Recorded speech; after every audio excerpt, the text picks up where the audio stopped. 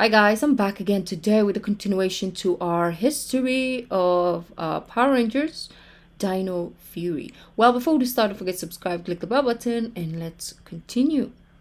Booby trapping it with an electric field to shock anyone who tries to open it. More importantly, though, we have the next episode. Unexpected Guest. After a Sporks piece manages to destabilize the Megazord, our heroes try to figure out a way to repair it, when, indeed, someone unexpected shows up. Oh, that's different. Holy crap, Mick! This is only the 8th episode, yet we're getting a legacy character to guest star. And hey, considering Ninja Steel was kind of snubbed last season, it's nice to... Wait, why was he a bird? I mean, yeah, he could shapeshift to Ninja Steel, but he did so infrequently that I forgot it was a thing. Why didn't he just show up in a car or something? Why the bird poking at Zato? In any case, he's been chasing the Nexus Prism, also mentioning it has a strong direct connection to the morphing grid, across the galaxy and its return to Earth, landing somewhere in the area. Zato unexpectedly is a dick to him, saying they don't know him and have bigger problems to deal with, and thus doesn't care about the Nexus. Mick says he'll stay out of their hair, but Mucus, observing this, reports this news to Void Knight. Mick ends up at Buzzball to search Earth's databases for signs of the Prism, but that just makes me wonder why he hasn't contacted the Ninja Steel Rangers or like any of the other Rangers on Earth. Speaking of, Sporix tries to capture him to find the Prism, but our heroes bring him back to the command henge. He provides them with a database on all known Ranger teams, as well as giving some more exposition about the Nexus, how it has a mind of its own, and that no one really knows where it originally came from. Using their sensors, they quickly locate it near the waterfront. Since the Nexus is alive, Zato tries to use his telepathy to communicate with it. He sees a vision of the Morphin Masters creating various mystical objects to hand to Power Ranger teams, including the Dino Gems from Dino Thunder, the Ener Gems, and the Nexus Prism itself. They sent it to Earth to fight evil, where it eventually ended up with the Ninja Steel Rangers. The Morphing Masters have been observing Ranger teams, including both the Beast Morphers and Dino Fury teams most recently. The Nexus has been sent out again to find something, but Zato isn't able to identify what, only that it's still searching. It heads into the water as the villains show up to try to claim it. In the fight that follows, Boom Tower is destroyed, but the Nexus flies off for parts unknown. The Rangers still not sure why it was here. We finally get to see what's inside of the secret chamber that Void Knight has. A woman suspended in fluid with wires hooked up to her. But I promise it won't be long. Whatever the cost, we'll be together again soon. Oh yes, I'd kill for that. Zato apologizes to Mick for being a douche, but it's all water under the bridge, especially as Mick has to head out into space in pursuit of the Nexus. Obviously, it's not really a team-up episode, but as I said, it was nice to have some continuation of Ninja Steel, considering Beast Morphers' team-up was instead to Dino Charge. Ninja Steel wasn't a great season, but it's still part of the legacy, and it deserved some follow-up. Nice to have some resolution on the Nexus and its origins, given it was so vague in the original season. In the 10th episode, Phoning Home, Void Knight and Mucus construct a new general and empower it with a Sporix, this new enemy calling itself Slither. Slither has the ability to cast illusions and deceptions, plus he comes with an over-the-top magician voice, and I kinda love that. In the episode McScary Manor, Amelia's grandfather, referred to as Pop-Pop and had appeared already once before, reveals that he worked at Area 62 and that whatever they did there was top secret. Inside of the manor, Amelia locates the Blazing Dino Key, providing both another power-up armor to use on the ground, while summoning up the Dimetro Blazing Zord. It can merge with the T-Rex Zord to form another Megazord. At the end of the Matchmaker, we have two big revelations. The first is Void Knight taking off his helmet. Not anybody we've met before, but it does seem to identify him as human, or at least a humanoid alien. The bigger, more important reveal, though, is that Izzy is a lesbian, dating a minor character named Fern who had appeared a couple of times before this. Aside from Trini in the 2017 reboot movie, this is the first real acknowledgement of LGBT plus people in Power Rangers in 28 years, and the first time on TV. In a show that's always tried to promote progressive, or at least positive messages for kids, that's a bit of a lacking gap when other shows have been more willing to take that plunge years before this one. And making that first time one of the main characters, not just a one-off character of the week teaching a moral message about how prejudice is bad, is a good way to make up for lost time. Hell, making their partner someone we've seen before in previous episodes and will be seen again, and having her friends and family being happy and treating it as something normal is so important for kids, especially when we still have massive legal pushbacks against LGBT plus people in the real world. Now, full disclosure, I'm a white cisgender straight dude, so I'm not necessarily the most qualified to say it and take my opinions with a grain of salt, but I think this is great, much needed representation in this franchise, and I have to give major props to the production for finally making it happen. And again, during a time when hard-fought rights for LGBT plus people in America have been put in danger. Well, better late than never. But hey, at least there are no other massive, shocking reveals for this season. Apropos of nothing, let's move on to episode 14, Old Foes. A figure in a cloak enters Area 62 and approaches Void Knight's Sporix chamber. Ah, good, Andros is here to finally solve this whole thing. Void Knight and his generals intercept him. Behold!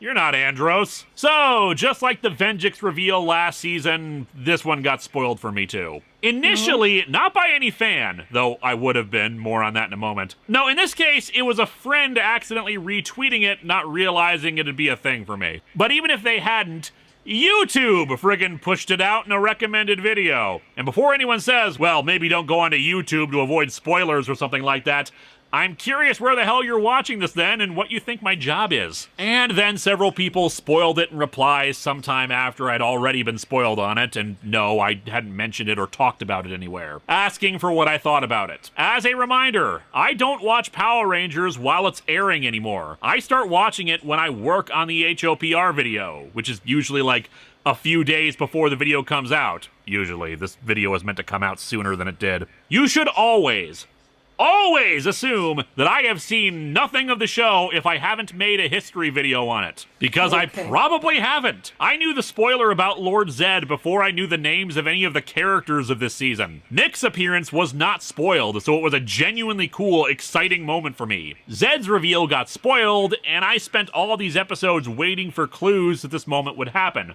wondering in my head if Void Knight was really him because the design of his helmet kind of vaguely resembles Zedd's grill mouthpiece. It changes my viewing experience when I know something's coming, and I'm trying to approach the show in good faith on its own terms. Now, in the interest of fairness, I'm not the only one who got spoiled. Apparently this episode aired in France and the UK before it did in the USA, so everyone got spoiled that this was going to happen beforehand, so it's not like I'm a special case here. Many probably assumed that I had seen the same spoilers, and since it was out there anyway, that it was free game to discuss it. And hey, it's my own fault for not watching the show as it airs. I've gotten spoilers for other shows sometimes just thanks to Twitter trending topics. To be completely free of spoilers, I'd have to just log off from social media entirely and never read comments on my videos and never talk to my friends or loved ones who are in turn curious about my feelings about it. It's just I'd like to encourage better behavior, if only because I feel like we shouldn't have to do all those things in order to not be spoiled on something that happens. And if you were just curious about my thoughts on it,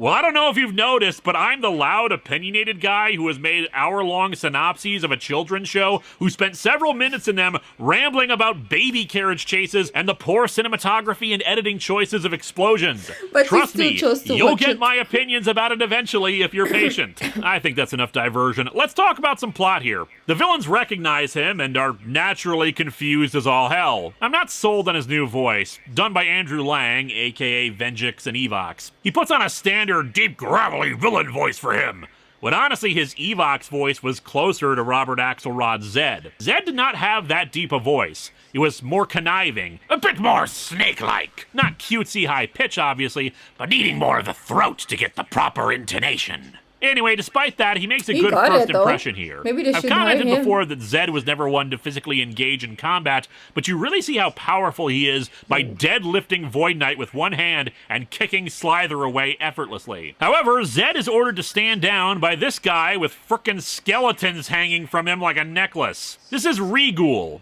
Rigul's a sorcerer and necromancer, and elected to resurrect Zedd at his most brutal. In turn, he put a compliance collar on him to make him obey. Not entirely sure how that works when, as far as I know, Zedd isn't dead, just living as a normal human, but hey, maybe that guy got killed at some point in the last 20 years. Rigul wants the Sporix to power up his resurrected forces, even bringing back 2 Sporix beasts as a demonstration. But Void Knight makes a counteroffer. destroy the Rangers, and he'll give them a Sporix. This is consequently a Halloween episode, as the Rangers are setting up for a Halloween dance with spoopy decorations. Ollie says he isn't frightened by anything because he can logic his way out of horror situations. So the Rangers make a bet with him that they can scare him. As such, while he goes on a haunted trail they've set up, they all get taken prisoner by Zedd and Rigul. Ollie destroys the two resurrected Sporix beasts, but they just reform. With Master Regal's regeneration energy still flowing through us, we can't be defeated! Rigul has access to Time Lord regeneration energy?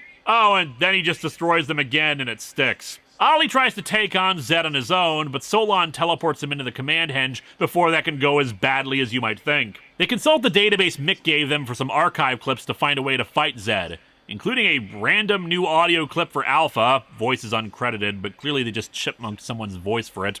Ay, ay, ay! Zedd has transformed our rangers into children! Not perfect, but still closer to Richard Horvitz's Alpha than the one from Once a Ranger, at least. He had a horrifying and ginormous Zord of his own.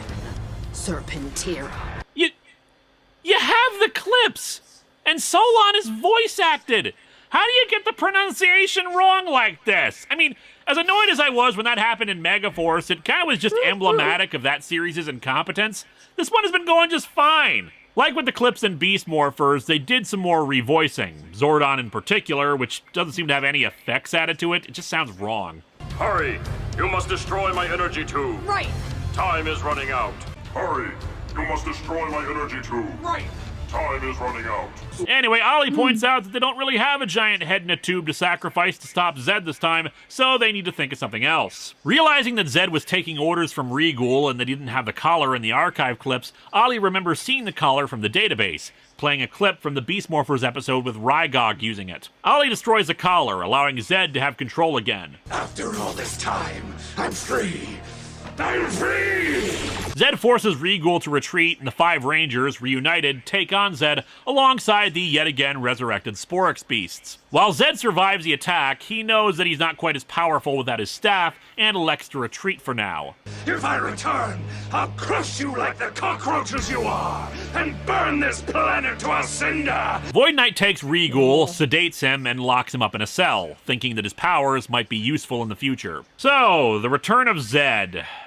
I've got to admit, I'm a little off-put by this inclusion, especially after what had just happened with Beast Morphers. Sure, seeing him again is great, but I'm a little worried that coming off the heels of a series that had a lot of references to past Ranger stuff, wherein the main villain was actually another past villain, that every series is now just going to nostalgia bait the older audience. Team-ups and references should be used sparingly. It makes them less special if they happen all the time or in every season.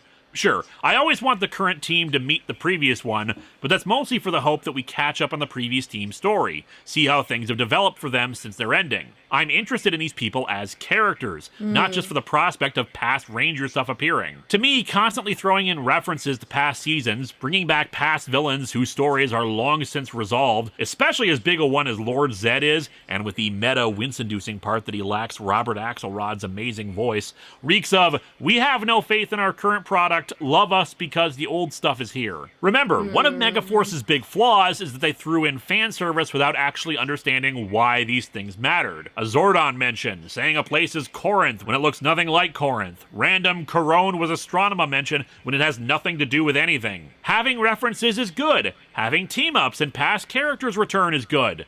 But doing so much so quickly over two shows, I just don't want Power Rangers to spend all its time jerking itself off instead of producing a new, fun, interesting product in its own right. Beast Morphers at least waited until it was almost 3/4 done before it started really laying it on. Here we had Mick's return in episode 8, Zedd's in episode 14, before we even get the 6th Ranger. The episode is fine, but it's not great. While Zedd looks good, I don't think they quite got his voice down, and I don't just mean the way the voice sounds. The way Zedd speaks, his inflections, and the kind of words and phrases he would use. I don't feel they're quite represented well in Old Foes. In addition, the lack of the Lord Zedd theme is noticeable. Sure, as has been pointed out before, they may not really have the rights to the music anymore, but not even an attempt at a sound-alike? The deep horn section with a few single notes that might sound similar to his theme, but not quite it? No, it's the same music and sound the season has already used. Sure, the cloak reveal is great, and the cinematography is doing a lot to capture how big a moment this is,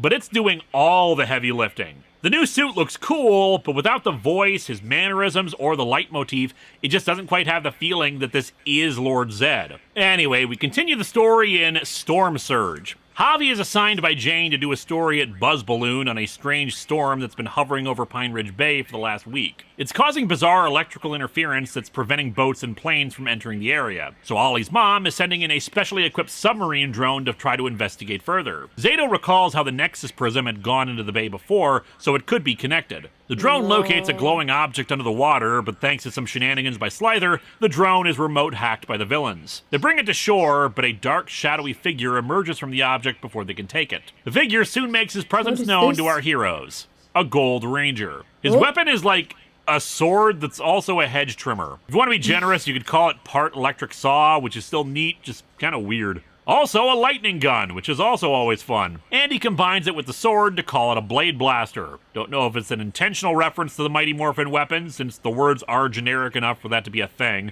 but it's still cool regardless. He doesn't demorph, just say hi to Zato, who's clearly disturbed by this ranger's presence before he teleports away. Ollie's mom later tells our heroes, not knowing who they are, how she saw the ranger emerge from the pod, speculating that since rangers are connected to the morphing grid, that somehow within the pod the energy built up and spilled out, eventually leading to the electrical storm. In the next episode, Ancient History, the Gold Ranger arrives at the command henge and demorphs in front of our heroes, revealing himself to be another Rafkonian named Ion. He explains that in the final battle to try to destroy the Sporix beasts, their Ultra Zord was heavily damaged and they had to eject. Ion's escape pod landed in the water and I guess put him in suspended animation? He says he saw the Green Morphin Master appear and awaken him, warning him that if he didn't come back, Lord Zedd would reign again. Wait, but Lord Zedd's not on Earth.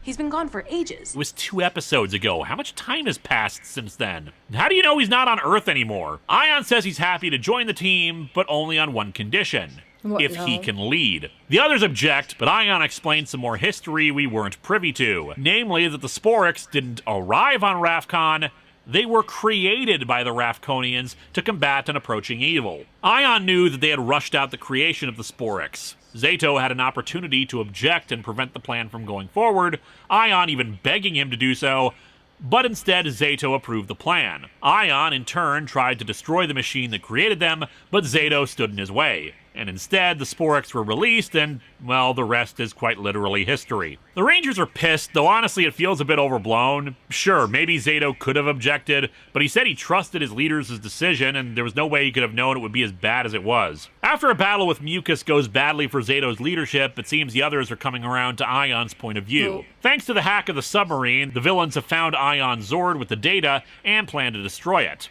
On the advice of Solon, that a true leader knows when to back off or when to take charge, Zato allows Ion to take command for a bit, but sadly it leads to the Zords getting wrecked. Ion realizes that leadership means making hard choices that everyone else will judge you for, and defers leadership back to Zato. Fortunately, the Mosa Razor Zord activates and saves the Megazord from total destruction. Ion hands command back over to Zato, and they resume being friends. And it feels a little too pat of an ending for me. Feels like they could have stretched this into an arc or at least a couple episodes, especially with how Zato seemed so shocked and worried about Ion being back, maybe some other detail about their past together that would make him worried about Ion taking command. Like if Ion had done the same thing before, but he was reckless and not willing to think about his actions, or something along those lines. Still, we've got our 6th Ranger now. His costume is essentially the same as the others, only instead of the gray on the left half, it's blue. Kind of continuing a trend among Gold Rangers for the last several series with blue and gold. It doesn't look bad, but personally I think it'd look better in black.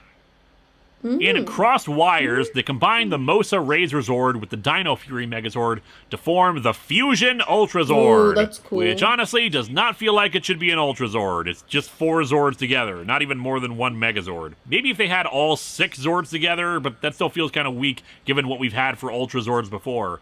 Feels more like just an enhanced Megazord. In the episode Waking Nightmares, the Rangers recover 2 more battle keys that had been hidden away. The Light Dino Key can break magical curses, convenient honestly given how often that happens with monster attacks, and the Shadow Dino Key, which activates a new battle armor and can create black holes. Oh good, we're gonna end Dino Fury the same way Dino Charge did, with the Earth getting sucked into one. However, the keys can also be combined to form the Cosmic Dino Key, which can create portals to anywhere in the universe. Neat, but Rick Sanchez already figured that out. Hoo-ha! Check it out, a dimension where hats wear people.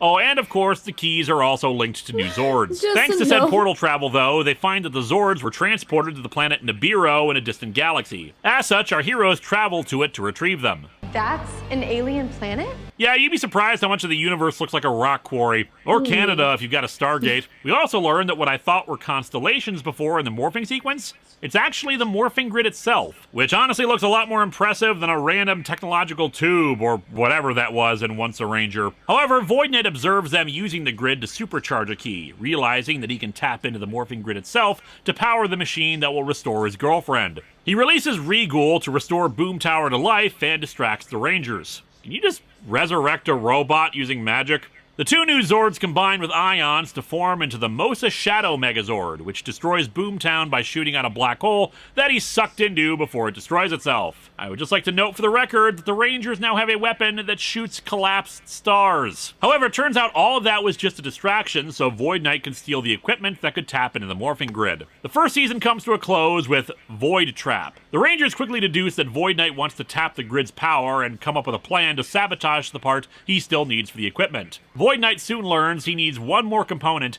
and dispatches his generals to retrieve it. I promise you, my darling Centaur, it won't be long.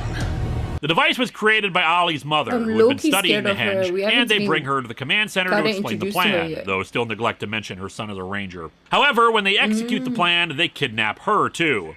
Now she's lost in the dark dimension. Oh, great, as if things weren't bad enough, now she has to bargain with Dormammu. Zato uses the cosmic keys to head into the dimension and rescue her. However, while he destroys Rigul and rescues Ollie's mom in the green screen dimension, the other Rangers minus Ollie are captured by Void Knight. Zato reunites with Ollie as Void Knight activates the machine at Dyno Henge. The power begins flowing, but the amount of energy going through the Rangers will kill them if it's not stopped. Zato is captured and Ollie's mom distracts Void Knight while Ollie destroys the Dyno Henge statues and frees the Rangers, cutting off the power flow. However, destroying the statues also cuts off their connection to the morphing grid, and they demorph in front of Ollie's mother. If you dare hurt my son, I will hunt you down and obliterate you and everything you've ever loved! Damn, can we make her a ranger? Still, while they can't morph, they still have their weapons, so they can engage She Void can be Knight the and the Yellow henchmen. Ranger. Izzy slices up the stasis chamber, so Void Knight goes to protect it, allowing the Rangers to blast the energy capacitor of the device and make it go all explodey. And I'm sure we'll never see Void Knight again. The group wonders if they're even still Rangers, and in a bit of irony for me, Ion says that on Rafcon, once a night, always a night, and thus none of them refuse to give up the fight, especially since there's still Sporex out there. Which, of course, is counter to how in Once a Ranger, the team gave up. I don't know, I found it amusing at least. However, as a bit of a deus ex machina, the Green Morphin Master shows up and restores the statues, telling them that their work isn't over yet. But I have questions. What about Rafcon? What happened to my people? Damn, if only you had a device to let you teleport anywhere in the universe. Anyway, after the Rangers are called away to deal with another Sporex attack, we cut back to Area 62, where apparently the cryo chamber was teleported back to. Centaura's eyes start to flutter, and we see Void Knight's very scarred helmet on the ground to end out the season. Well, okay, we also have the season requisite holiday clip show with that same Santa actor from the last several series, and also Slither and Mucus escape the green screen dimension somewhere in between episodes. It takes a while for the clips to get started, admittedly, but it eventually happens. Slither and Mucus manage to slip a bomb into the base and, like idiots, gloat about it to Javi and Solon, who are stuck in there with it, the villains having also disabled their communications and teleporter. They have to find the bomb, which they suspect was swapped out in the presents, and consequently the gifts relate to flashbacks to earlier in the season. This is also, at the time of this writing, the last new episode of Power Rangers to air on American TV. The second season of Dino Fury switched to airing new content exclusively on Netflix. It's an interesting new development, which, of course, we'll have to wait and see how things go. It could mean shorter seasons, longer single seasons again. Much like Hasbro taking over the franchise, things just suddenly went up into the air. No more Nickelodeon mandates on content either. Let's properly move into Season 2 with the episode Numero Uno. Amelia... Okay, we will continue with Season 2 in the upcoming days or tomorrow. We'll see. It's either going to be daily upload or every other day upload. But anyways, thank you guys for joining. If you liked the video, don't forget to give this video a thumbs up, subscribe. I'll see you guys in the next video. Bye.